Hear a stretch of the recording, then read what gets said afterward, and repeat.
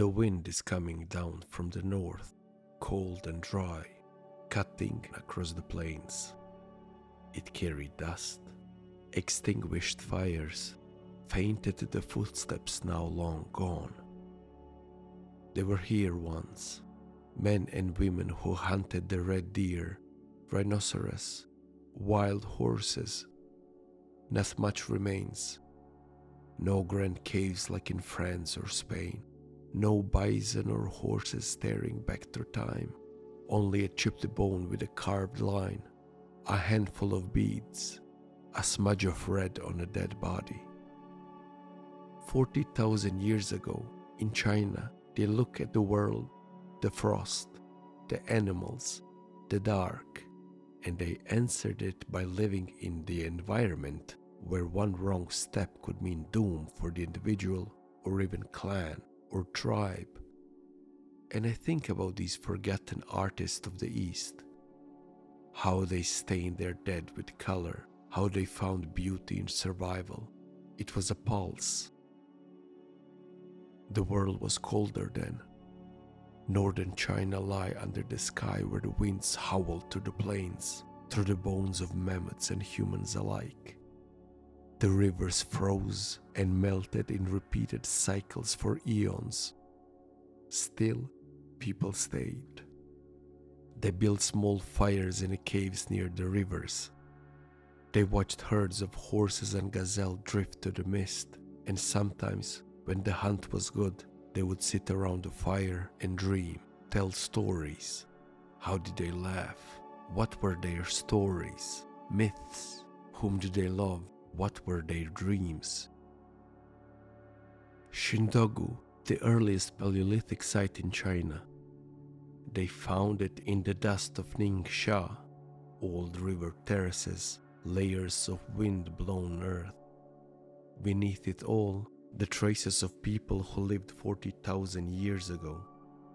A bead, a pendant, a bone carved with lines, too careful to be random. Someone stepped in the middle of the long, bitter day and made those marks. They worked with blades of stone, sharper than anything nature ever made. On the northern plains, near what is now Beijing, the earth opened up and revealed a man who had been sleeping for 40,000 years. Tianzhuan man, a skeleton wrapped in dust, bones stained with red ochre. They found his bones in the dark, 34 that once held up a life. Someone loved him once. Someone painted him before they covered him with soil, color of blood and sunrise. Who knows what it meant in their myths? Maybe they couldn't stand to see him go without color. No tools found, no carved hunting charm, nothing. The chemistry in his bones told us that he ate fish, a lot of it. His bones say he was like us, a modern man. His DNA would thread one day through East Asians, Southeast Asians, and even the first Americans. I want you to hit that like button as if your life depends on it.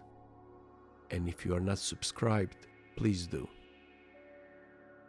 In the caves of Xiaoshang, they found beads, pendants carved from bone and teeth, little things worn close to the heart. They weren't tools.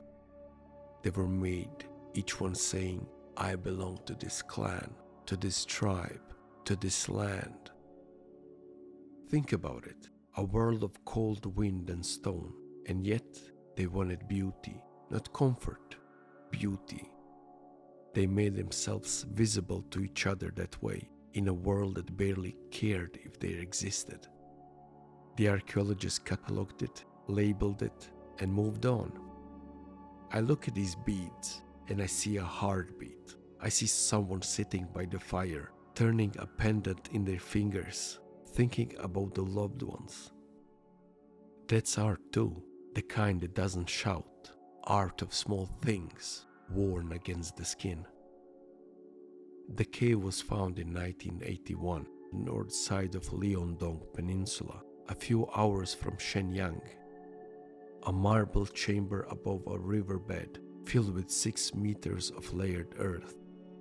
The deeper layers held things that once lived here: bones of wolf, fox, cave bear, hyena, rhinoceros, horse, bison, 38 species in all. Most belong to the forest steppe world that no longer exists. The same layer contains stone tools, bone and antler pieces, ornament, and the ash of old fires. Most tools were made from quartz taken from the river, scrapers, points, burins.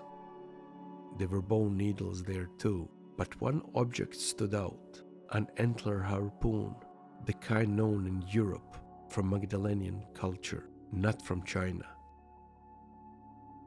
Art in Ice Age China wasn't loud. It didn't roar. It didn't need to.